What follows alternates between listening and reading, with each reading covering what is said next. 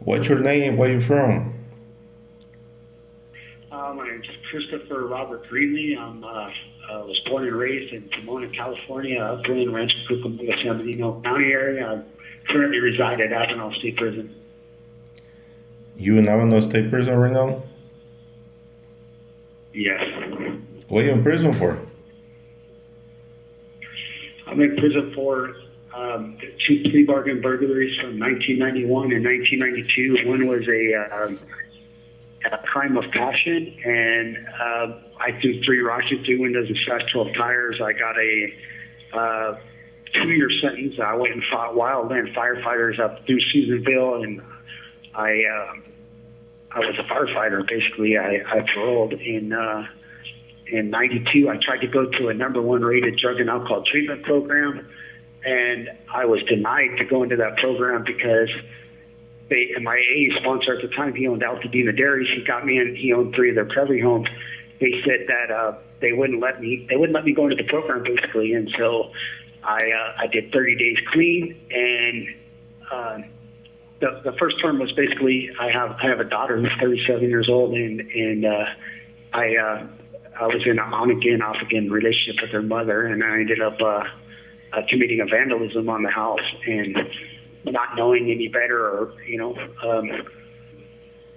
I took a plea bargain for burglary, not knowing later it could come back to haunt me. But I was out for 60 days, and I did a commercial burglary, and I ended up getting an 8-year term. And after the 8-year term, I was out again. I signed discharge papers. I was getting ready to get off parole, and I ended up catching a 32-month with 80% for a calling card. They were going to strike me out for it, and I ended up getting off parole. I have an H number, H02452 number, and I ended up discharging that number, moving out of the state, and coming back to California. And I ended up getting arrested for a getaway driver and a burglary, assault with a deadly weapon, and petty theft with a prior. I got 38 years to life.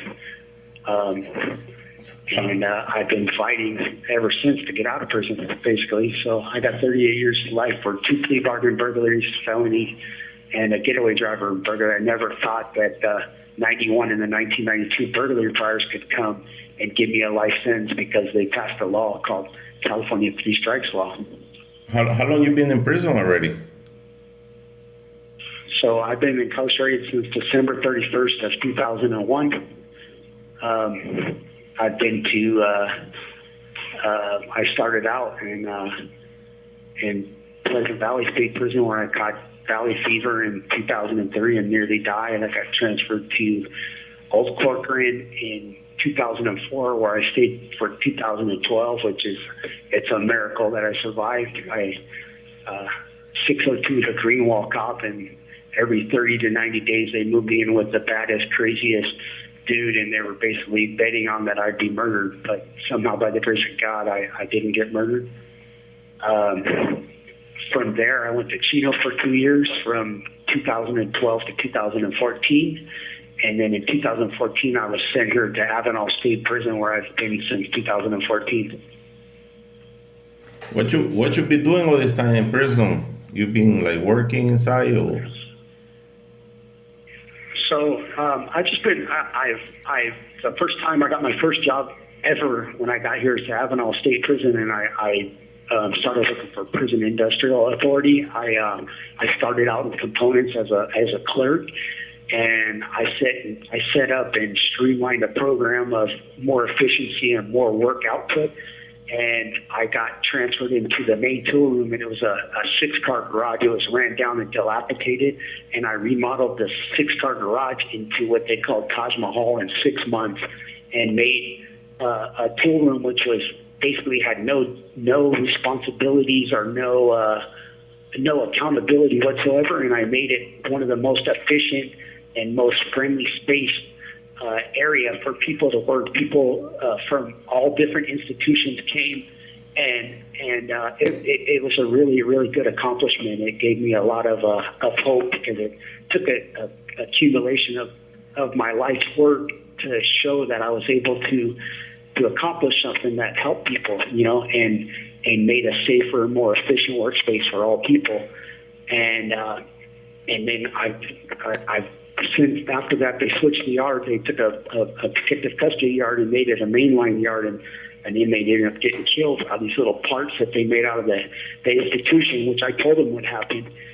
And I moved to A yard, and I spent 3 years back. This call and your telephone number will be monitored and recorded.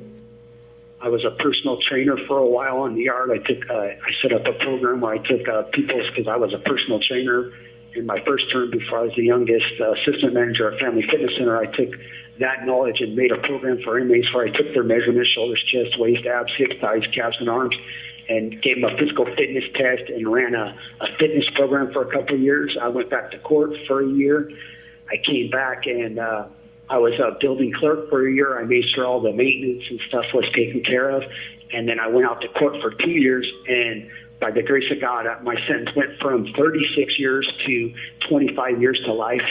And then I got found suitable in October, and I was supposed to be released around January. And unfortunately, there's an organization called the Criminal Justice Legal Foundation that filed a lawsuit, and they're saying that I've been in rehabilitation since 2003, going to programs, self-help, guiding Rage in the Power, which is called GRIP. I did Houses of Healing. I did Life for Groups. I did AA, NA. I did Man Meets Mind.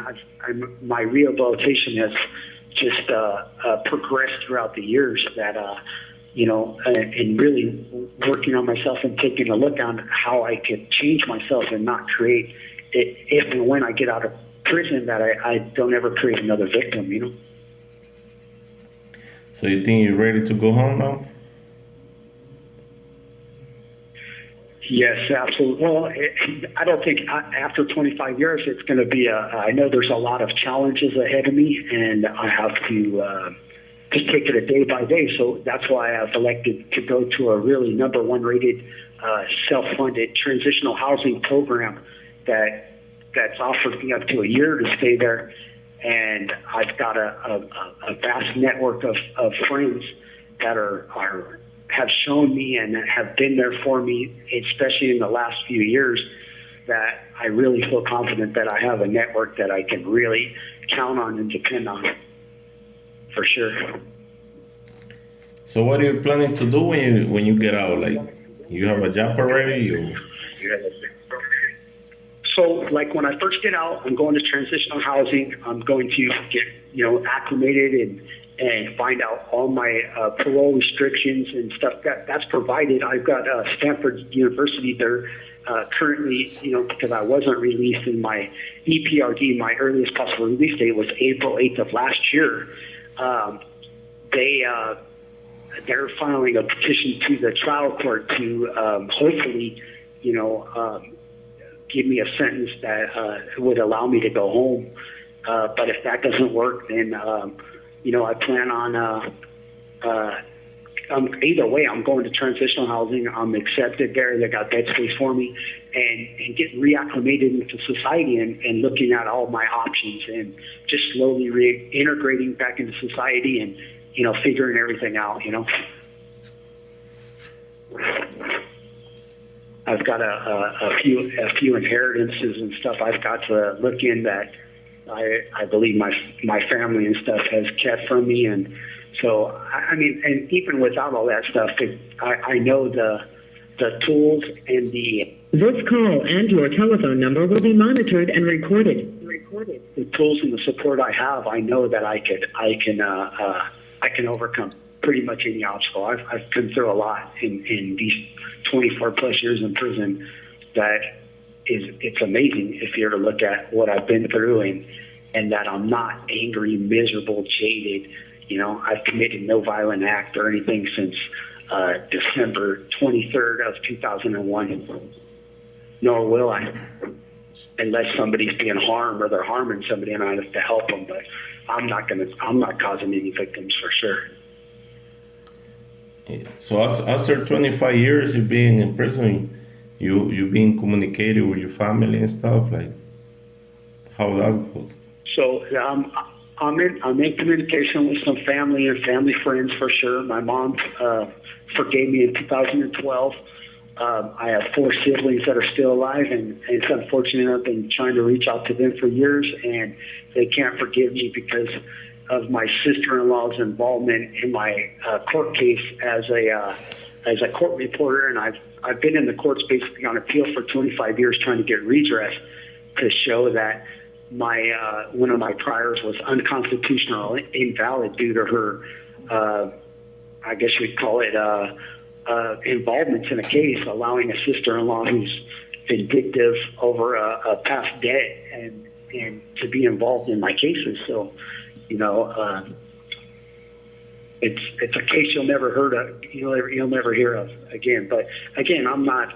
I just want to go put my feet in the sand one more time and do right and honorable things, and that's my plan, and help people, be a man of service and give back instead of take, like I thought I was entitled to because I was an addictive.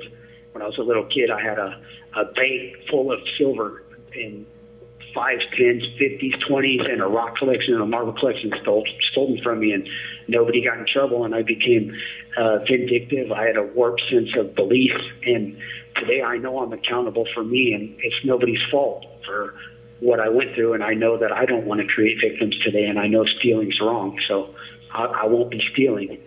I'll be earning, earning stuff the right and the legal way today. There's a great program. It's called Illegal to Legal. Bob Pilshaw, he's a ex-prisoner who's gone on to create not millions, probably hundreds, if not thousands of jobs for, inmates. I think inmates get a bad connotation that we're all evil and we're all the boogeyman, when in reality, I'm not my past, and we can be reformed. And I'm thankful that I chose to be reformed. And I try to help people every chance I get. And I've been helping people.